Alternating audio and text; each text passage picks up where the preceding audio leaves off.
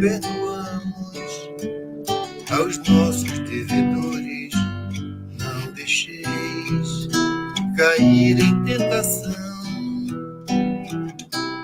mas livrai-nos de todo o mal. Não deixeis cair em tentação, mas livrai-nos de todo o mal.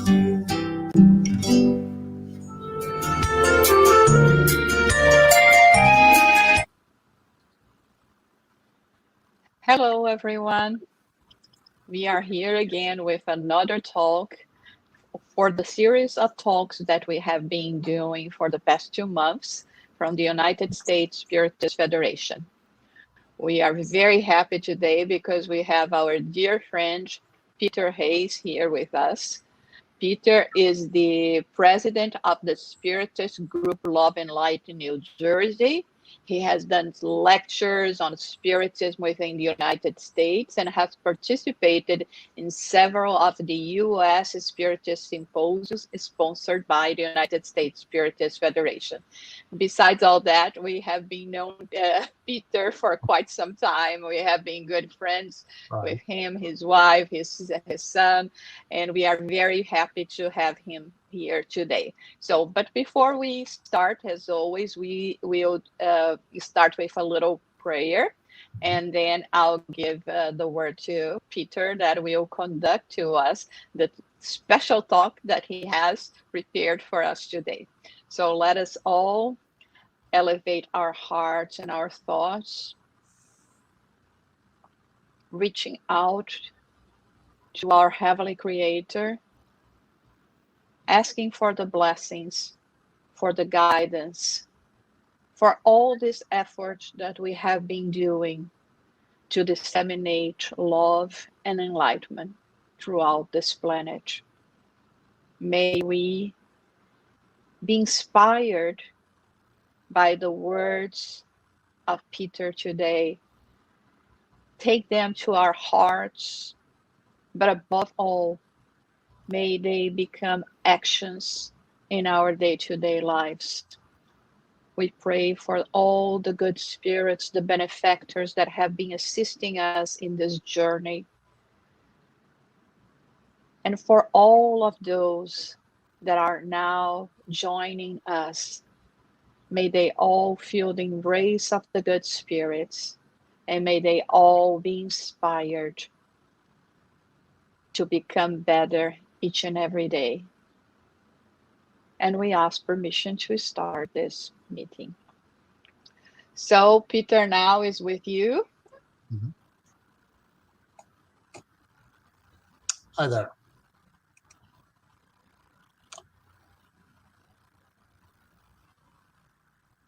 If you get to go to Jerusalem today, you might be able to visit a very popular pilgrimage site, popular tourist spot called Via Dolorosa. And Via Dolorosa marks the stations that make up the trial and the crucifixion of Jesus. And if you follow the path of Via Dolorosa, which is a kind of circuitous route, you will wind up at the end at the Church of the Holy Sepulchre. And if you go inside the Church of the Holy Sepulchre, you'll see a very ornate altar. That is the spot that is said to be where Jesus was actually crucified. Nearby this altar is the stone of anointment, or stone where Jesus' body was laid. And then near there is the sepulchre itself, the cave in which Jesus was buried. The sepulchre is connected to the story of the resurrection. And the resurrection essentially goes like this. Mary Magdalene and other women go to anoint the body of Jesus in the cave after the crucifixion. When they get there, they discover that the body is gone. And there's an angel that tells them that Jesus has risen, and Magdalene is told to go to the apostles and tell them to meet Jesus at Galilee. So they do this. And then what happens is that, and that's in the version of Matthew. In the version of Mark, it's slightly different. In Mark, Mary goes to see the apostles, tells them the body of Jesus is missing, and Jesus appears there and says, "Meet me at Galilee." So the apostles go to Galilee and they meet Jesus there. And then Jesus says the following before he ascends. In Mark, it goes like this. In Mark chapter 16, "Go into all the world and preach the gospel to the whole of creation." Matthew is a little different. In chapter 28, he says, "Go therefore and make disciples of all nations, baptizing them in the name of the Father and the Son and the Holy Spirit, teaching them to observe all that I have commanded you." These words in this moment is the inspiration for today's lecture.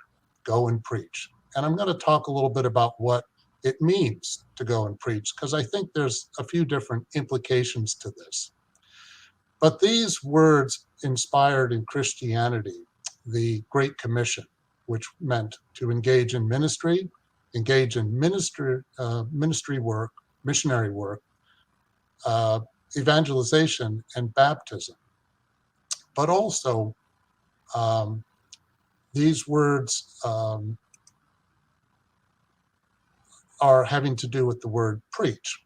So what does preach mean exactly? Well, in the dictionary, preach means to deliver a sermon. Another meaning for the word preach is to urge acceptance or abandonment of an idea or course of action. So obviously, preach means to persuade. But fact is, the word preach, in English at least, and perhaps especially in the United States, can have a more pejorative meaning. For example, this is also in the dictionary. Preach can also mean to exhort in an officious or tiresome manner, so to be tedious. Preachify, to preach ineptly or tediously. And preachy would be marked by officious moral exhortation. So this is when preaching is not done well. But part of the purpose of the Great Commission, for instance, was to try and encourage and inspire people to follow the teachings of Jesus, of course. As I mentioned, it's an important pillar in Christianity. But the word preach has other implications, as I mentioned. But before I get there, I'm going to go back and ask a basic question.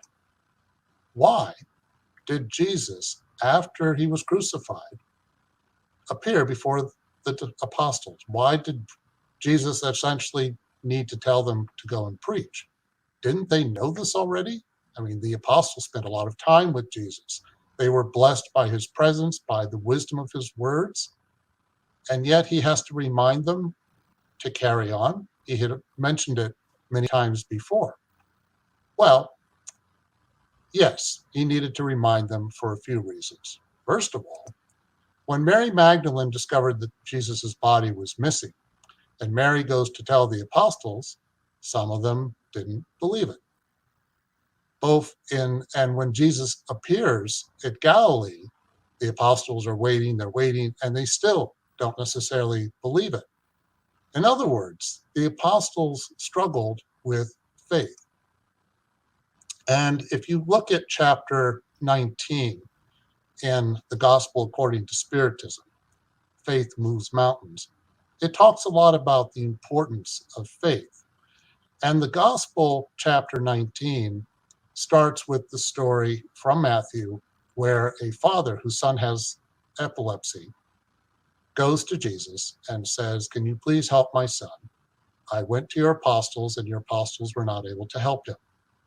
And Jesus gets a little impatient and he says, "Oh, unbelieving and perverse generation, how long will I remain with you?" And Jesus says, "Bring the boy to me." And Jesus casts out, the gospel says demon, but spiritists would understand this as an obsessor spirit that the boy had. And Jesus removes the obsessor spirit, convinces the obsessor spirit to go elsewhere, and the boy's fine. Now, the apostles are a little embarrassed about this, and they go to Jesus afterward, and they say, "Why couldn't we help the boy?" And Jesus says to them, "Because you lack faith." And then comes the famous expression or saying from Jesus about if you have just a faith as small as a grain of mustard seed, you can then move mountains, that nothing will be impossible to you. Now, the gospel talks in chapter 19, Faith Moves Mountains, about the nature of faith. It says that, first of all, regarding faith, we have to have confidence in our own faith. So the more we go through various experiences in life, the more we confront whatever struggles we have, the more we begin to develop a genuine confidence and belief in our own faith. And the gospel also points out that when Jesus says you can move mountains, it's not literally moving mountains. He's talking about the emotional mountains that we have within us, our own faults. For example, if we're predominantly selfish, if we give in to prejudices, let's say we're prone to believe in fanaticism. Those are mountains that we have to remove. Let's say we have a lot of pride. Though that's another mountain. So there's the personal mountains, but then there's life's obstacles. All the struggles that we go through that one can think of, all of those are mountains. Anything that any of us are confronting in our lives right now is a mountain. Chapter 19 also emphasizes that faith must be calm and confident because it's supported by reason. Again, Spiritism is a reasoned faith. It does not encourage blind faith. And the more we use our reason to arrive at our understanding of things and our understanding of why we're here on earth, then it's easier for us to develop a genuine faith that's calm. By contrast, if we have a wavering faith, that tends to feed on itself because it senses its own weakness.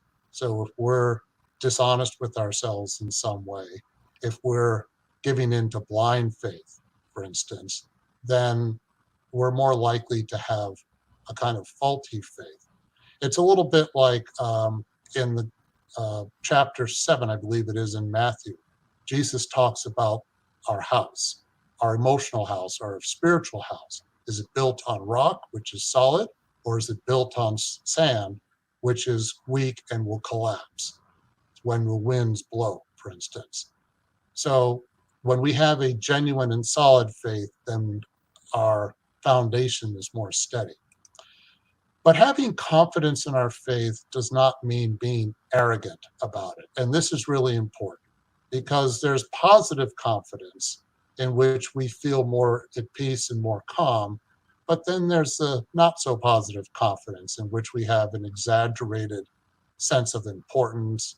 We have perhaps a lot of pride. We think we're better than everybody else and so forth. And that is not the point that's being emphasized in this chapter.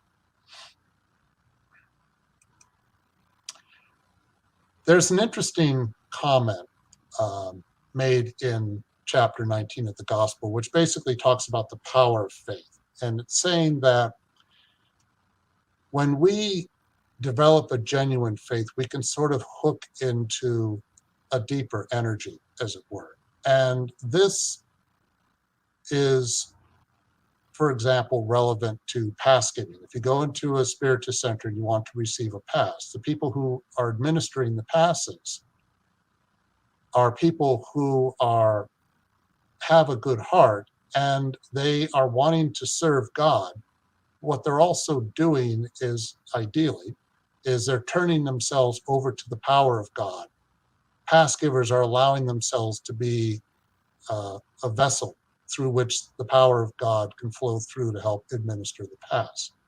And so when we have genuine faith that this will occur and that we have genuine faith in God, and we accept that there's a lot of things that are being decided upon that we don't know anything about, that we don't have full awareness of our spiritual journey, for instance, when we develop that kind of faith, of trust in God, then we can allow the force that they have within, as it says here If all souls could be convinced of the force they have within, and if they generally want to place their will at the service of this force, they too could produce these so-called miracles, meaning, for instance, healing.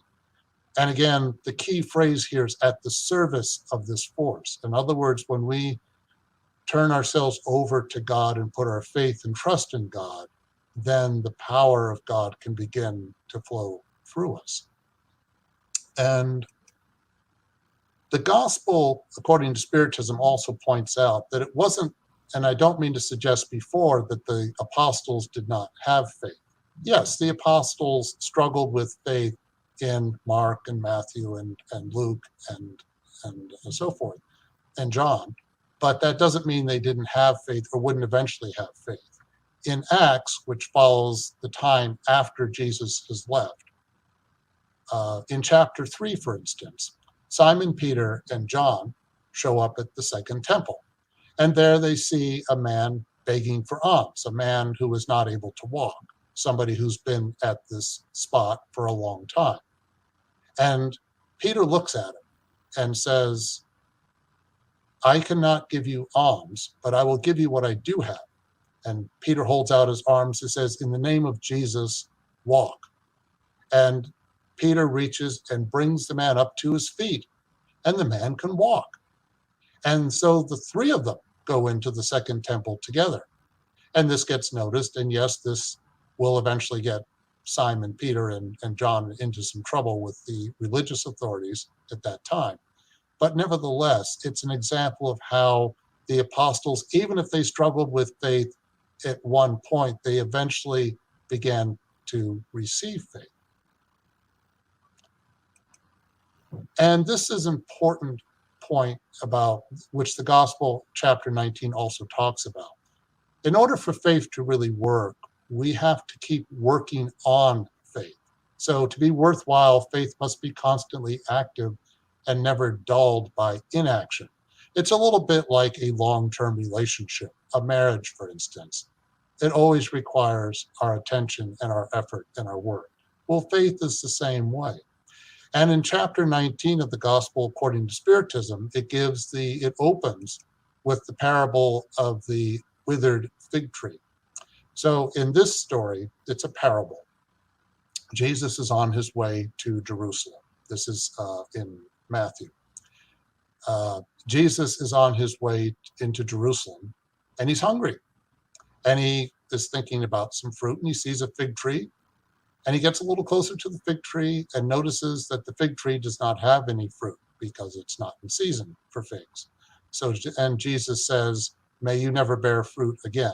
And then he continues on into Jerusalem. And the next thing that follows is the well-known scene where Jesus goes to the second temple, sees the money changers in the second temple, and he drives them out and is upset that people are misusing the house of worship for commerce in this way. Well, when they come back from that event, they pass by the fig tree again, and the apostles notice that the fig tree has withered. And they point that out to him, say, Rabbi, the fig tree has withered. And Jesus reminds them, you need to put your faith in God.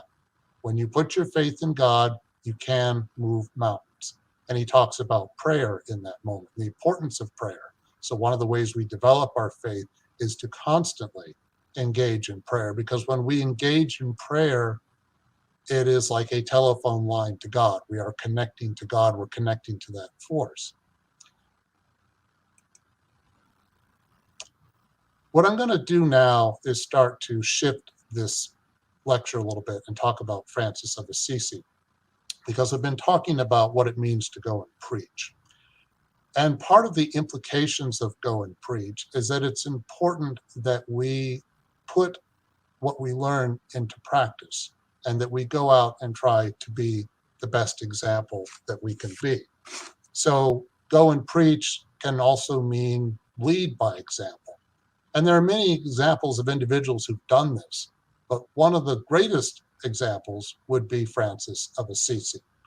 Francis of Assisi, in the minds of many, is regarded as one of the greatest Christian ever in many people's minds. Francis is someone who really understood what Jesus was trying to say. He definitely tried to live by example the teachings of Jesus. So in terms of the theme of go and preach, it could be followed through the example of Francis. Francis is significant for a number of reasons. Part of it has to do with the time in which he was born. He was born in 1182. He passed away in 1226. He founded the Order of the Friars Minor in 1208. And this order, about 2 years later, more or less, would be recognized and sanctioned by Pope Innocent III. Francis is significant in a number of ways because Francis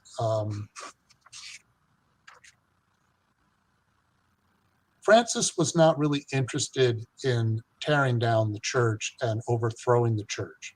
Rather, he wanted to remind the church of what really mattered.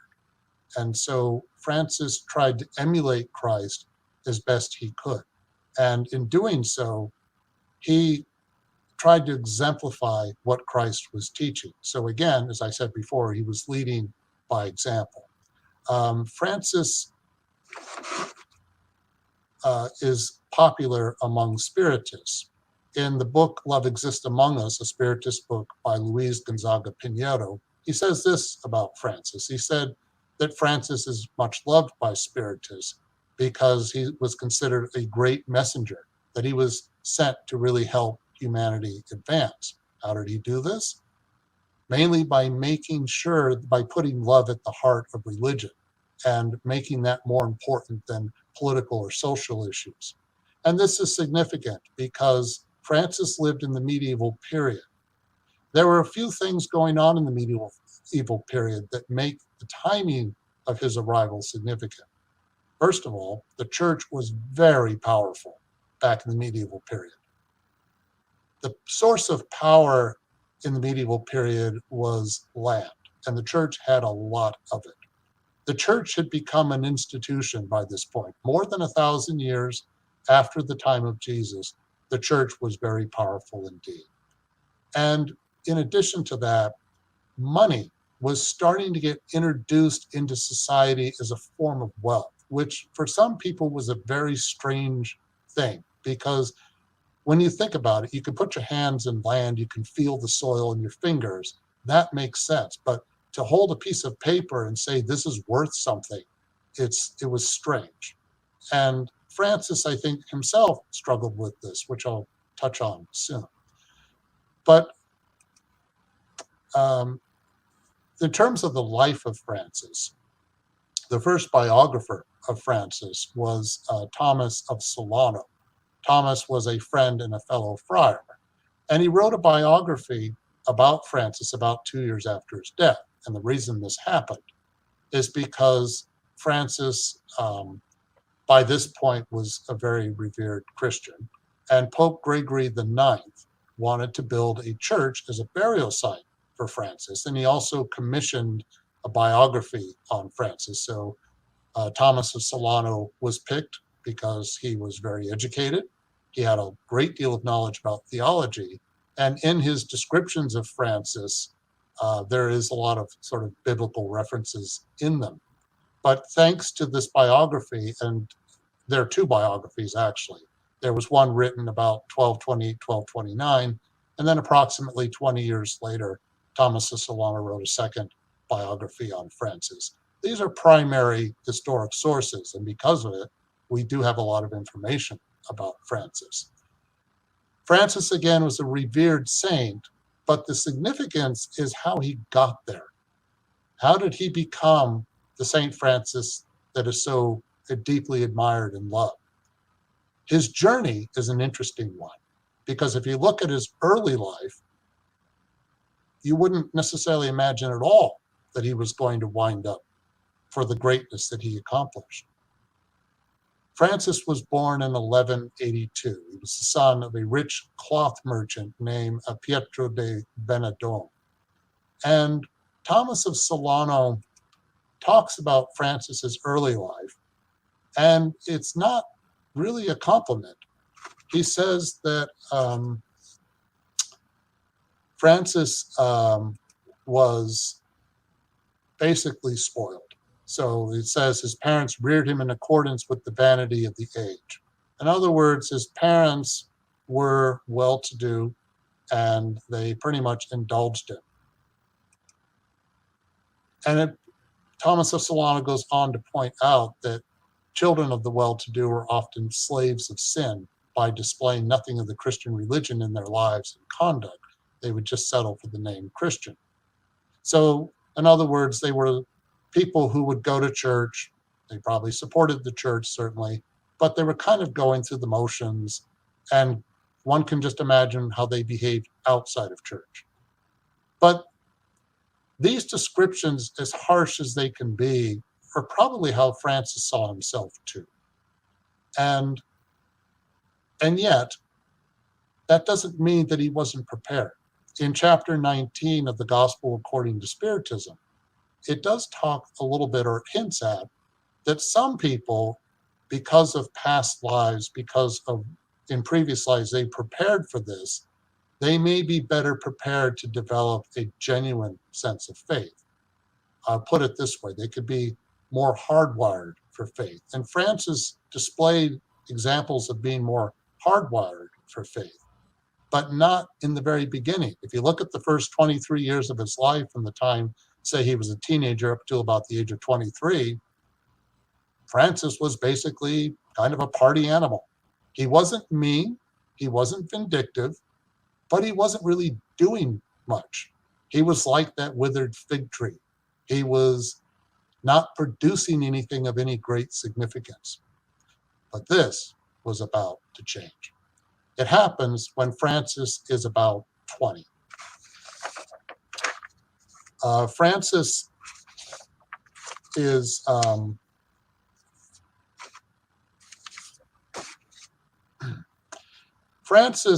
when he's about 20, gets himself involved in a war between Assisi and Perugia. And he gets captured, and he's held prisoner for a year. And this is a minor skirmish. So what happens is that he then gets released, he goes back to Assisi, and he becomes very ill.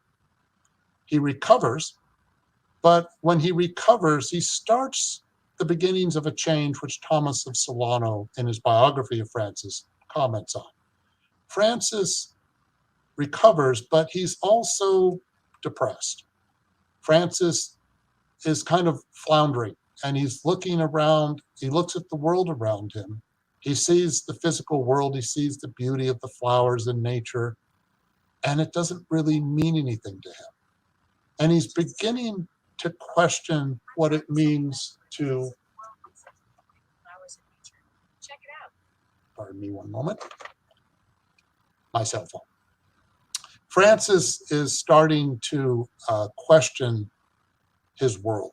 He's starting to question materialism a little bit. But he's really just kind of floundering and trying to figure out what to do next.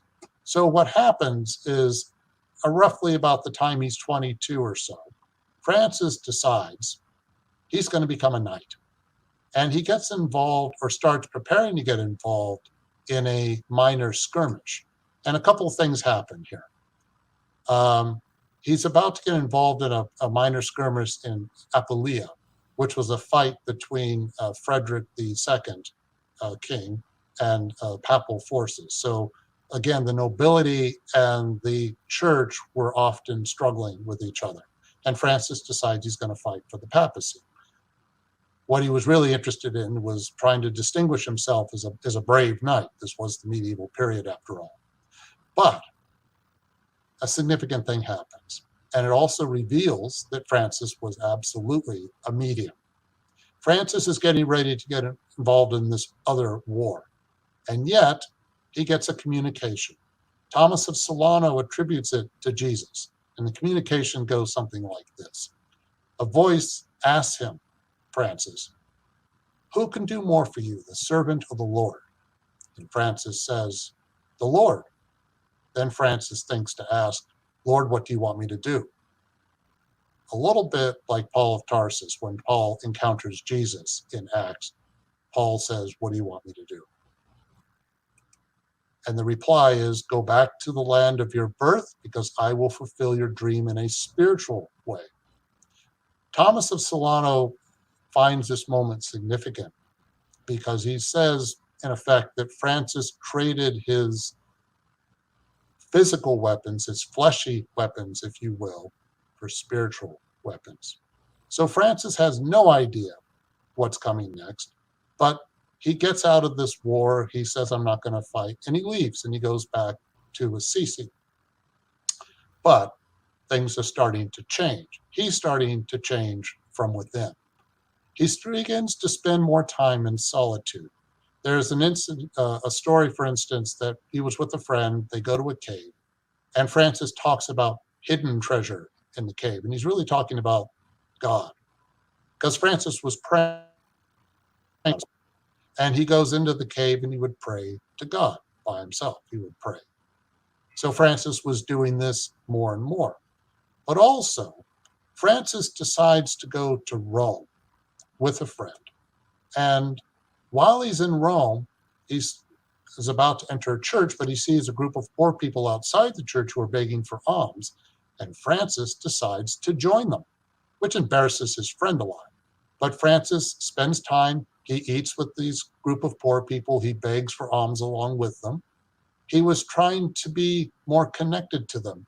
And Thomas of Solano basically put it this way. He was saying that Francis was trying to connect more to the poor. It wasn't that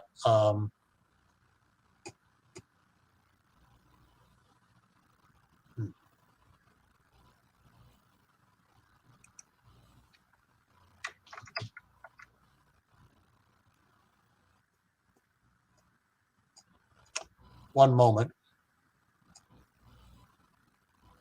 Okay, possible technical problems, but I'm going to keep going. So Francis starts to try and connect more with the poor. It's not that he was ashamed of his wealth, but rather he was having more empathy.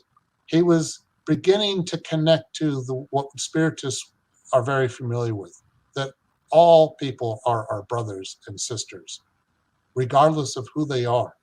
And so Francis was trying to work through one of his mountains, which was to be distant between himself and, say, poor people, because he, after all, came from a background of privilege. So Francis is trying to kind of go through that barrier. But also, what Francis does, and this is significant, is that he begins to care for lepers. Francis was repulsed by lepers. There is a moment that is described in his biography in which Francis is riding his horse and he comes across a leper. And Francis is like, oh God, do I really have to do this? Because Francis couldn't even stand the smell of lepers. But Francis knows what God wants him to do. So Francis gets off his horse. He gives money to this leper, which the leper was asking for. But then Francis goes one step further. What he does is that he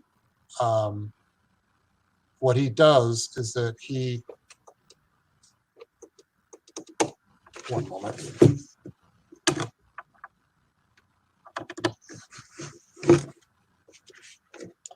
What Francis does is that he, besides giving money to this leper, he kisses the hand of this leper. So again, Francis is confronting his own inner mountains, if you will, by reaching out to someone that he would have been afraid to go near not too long before.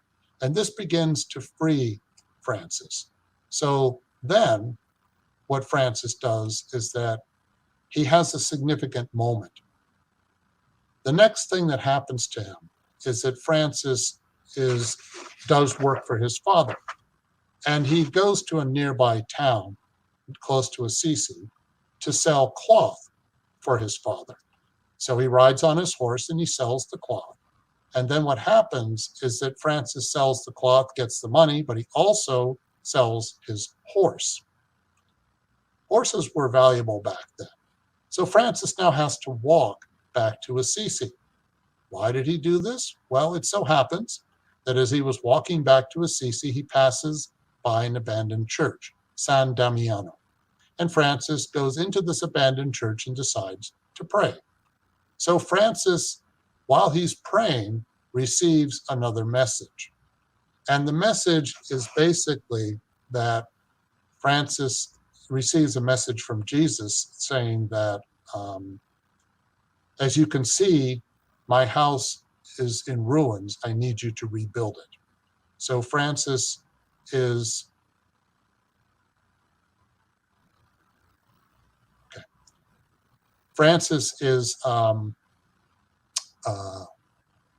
a little confused at this point about what to do. But what he does is that he decides he's being told to rebuild this church. So he starts to rebuild this church, only there's a little problem. The problem is basically this. He's using his father's money to rebuild the church. Therefore, what's happening is that Francis is going to get himself into some trouble with his father. His father eventually finds out that Francis is using his money to rebuild this church, which in his father's mind is a waste and kind of a crazy idea. And Francis knows that his father's looking for him. So while Francis is working on the church, Francis decides he better hide from his father for a while. So he goes inside a pit, and he stays there for almost a month. And while he's in this pit, Francis then has a lot of time to think. And he prays and he prays and he prays. And he thinks about what he's going to do next. You can imagine how uncomfortable this was. It's described that he rarely came out of this pit. Food would be lowered into him. Even if for bodily functions, if you will, Francis would not necessarily, would maybe come out a little bit from the pit, but not too often. So Francis was giving himself extra time. He was hoping that his father would become less angry with some time and distance. But also Francis, one can imagine, was starting to figure out, where am I going to go next with my life? What am I doing? How can I be of service to God? What path am I really on? Well, Francis realizes he needs to confront his father. So what he does is that he gets out of the pit and he goes into Assisi. Now, he's really dirty. He looks pretty disheveled. And people think that he is crazy. And people are gossiping in Assisi. So then what happens is that Francis is finally confronts his father. His father beats him, locks him up in chains. If you lock somebody up in chains, if a parent locked a child up in chains today, they would go to jail. But this was the Middle Ages. Francis's father leaves town again, leaving his son in chains. Francis's mother feels sorry for him and she frees him. Francis goes back to San Damiano to continue rebuilding the church. When his father, Pietro de Benedoni, comes back, he is upset. At that point, what happens is that his father takes Francis and wants to drag him to the church to have the church punish him in some way. But this becomes complicated because Francis is there before the Bishop of Assisi, and Francis is going through a conversion. And the bishop notices that Francis is going through a conversion. So the bishop is not necessarily thinking that the thing to do is to punish Francis the way his father wants. Then comes a very famous moment, one that maybe you've heard of. Francis decides in this open square in front of everybody, including the bishop, Francis takes off his clothes, and he then hands his clothes over to his father. Francis has decided that he is going to essentially relinquish everything that connects him to his father. In a way, what was happening here is that Francis was now really ready to emulate Christ, and that would mean embracing his spiritual family over his biological one. And you can imagine how painful that was for his parents. In the movie Brother, Sun, Sister, Moon, I had images of this before. There's a scene in that movie where Francis, after he's become a friar, goes back into his home and he sees his parents. And while there, he can see how sad they are, but he doesn't connect with them again. He just notices them from a distance and then he leaves. Francis realizes that he can't go back to his life that he had with his family. He now has a spiritual family instead. So he embraces radical poverty. And what he does, and it's described this way in the book Love Exists Among Us by Luis Gonzaga Pinheiro. He's pointing out that Francis's followers, what Francis inspired in people was that he wanted to emphasize that in choosing poverty, he wasn't saying wealth is bad. He was showing that wealth should be shared, but he was also trying to connect through love, and that's what was more important to him. People thought Francis was nuts, but at the same time, people were observing Francis and they saw how happy he was. In spite of everything that he was going through, he seemed genuinely happy, and that began to catch on. He attracted some followers, and they finished building San Damiano. And in finishing San Damiano, this, by the way, would become a future home for Clare of Assisi, who was another very prominent Christian. I won't get into that now, but so there was a purpose in rebuilding this church. But the question still remains, what was the purpose of that message that Francis received through the cross or crucifix of Jesus in the abandoned San Damiano? As you can see, my house is broken. I need you to repair it, in effect. So Francis starts to think, what does it mean to repair the broken house? Well, Francis soon begins to find the order of the Friars Minor. And what happens is that Francis is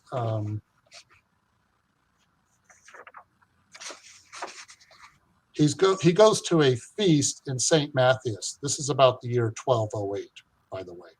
And Francis hears a sermon there about what Jesus says as advice to his apostles. This is from Matthew chapter 10, verses 9 through 16. Jesus advises his apostles when it's time for them to go out and preach, as it were. They should not bring any gold, silver, copper in their belts. Don't carry anything of value. And not even a staff, nothing. Abject poverty. And when you go to a village, look for anybody there who is worthy and see if you can stay with that person until you leave. And then Jesus goes on to advise that if anyone will not receive you and does not accept you, shake the dust from your feet as you leave that town. In other words, don't try to convince people to follow the teachings of Jesus if they really don't want to listen. Then Jesus says something interesting to his apostles about how they should approach going out and preaching. He says, I send you out as sheep in the midst of wolves, so be wise as serpents and innocent as doves.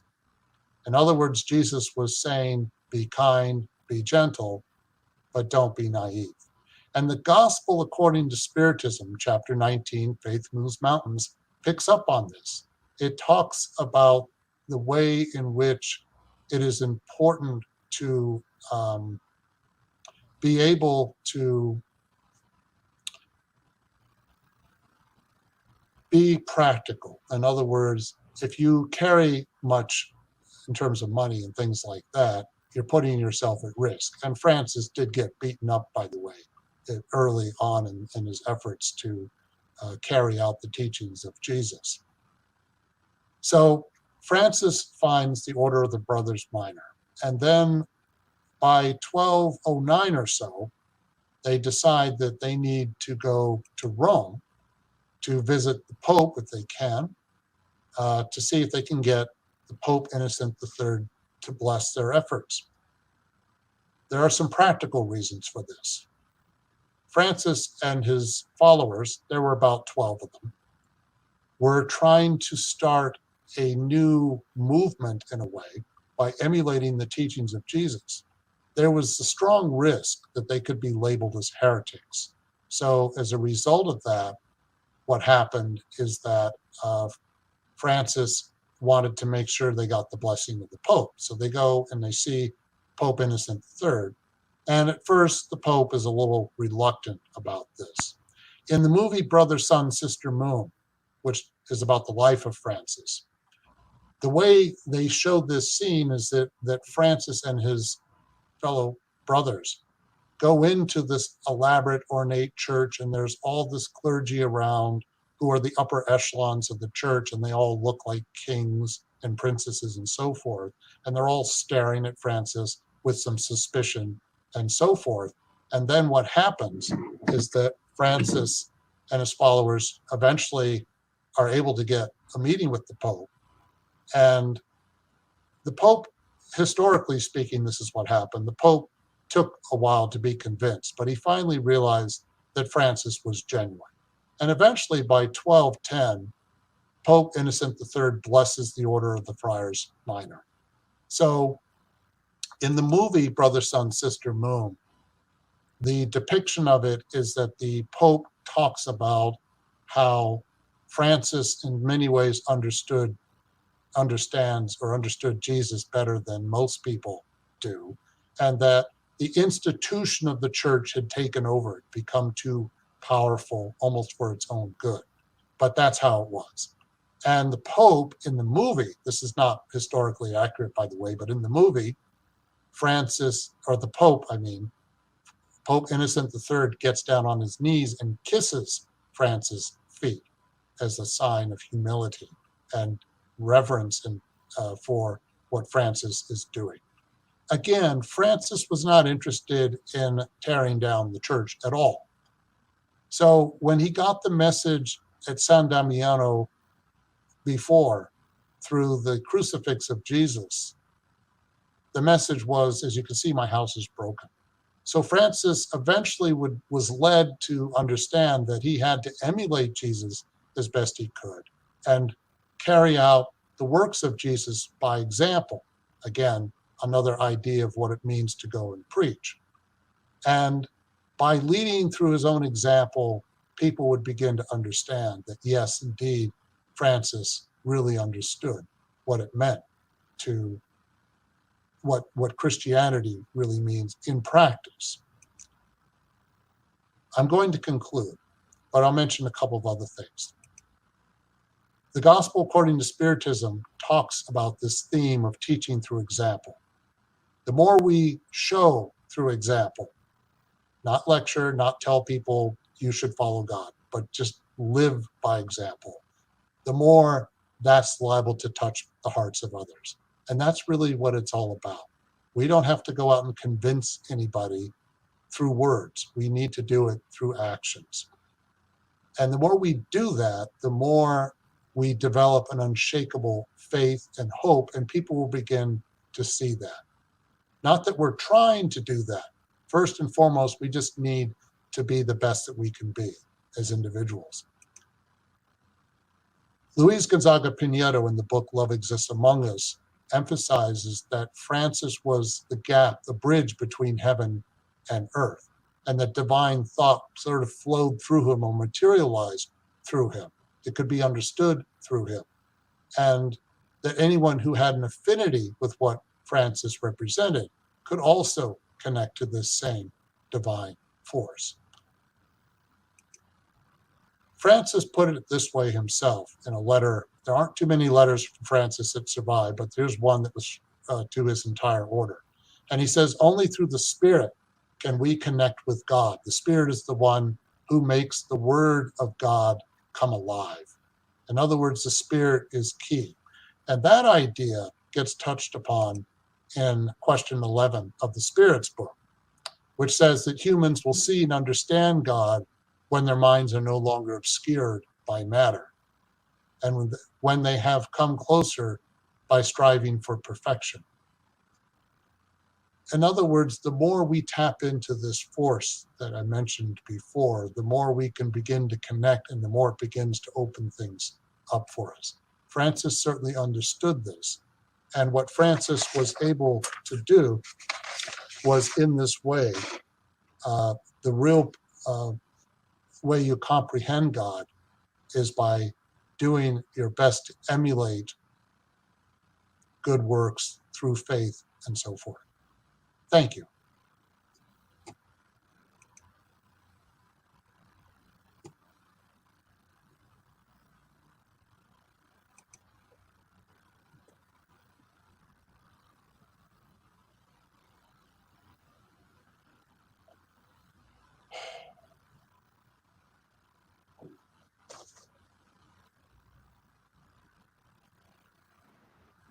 Sorry, I was muted here. Peter, thank you so much for your presentation. Uh, to me particularly, it was very special because I'm a great admirer of Francis of Assisi, and I try every now and then to review everything that he has done, all the commitments, and up to now, I imagine that for the average of us, it's so hard to follow in his footsteps as well. It's definitely a very special spirit that we know that has been helping and assisting us in our spiritual journey as well. And so we are very, very happy for your presentation, for everything that we learned today. And actually, you brought some new things I didn't know about this biographer, and it was really important for us to hear all of that. So if you feel like it, we would love if you could do our final prayer before we end our presentation today. Certainly, I'd be happy to. Dear God, dear Jesus, we are thankful for all the ways in which you are in our lives. We thank you for your guidance and your support. We ask that your light be able to work its way through us and through all those we come into contact with. May all of us have light on the inside so that we can spread light on the outside. Please bless the time that we are in by inspiring us to use our creativity, our faith, and our strength to guide ourselves through this period that we are in. Please bless all those who are struggling. May they be surrounded with peace, love, comfort, assistance, compassion. Please bless all of our brothers and sisters everywhere. Amen. So thank you everyone that has followed us yet again this Saturday, and go and preach.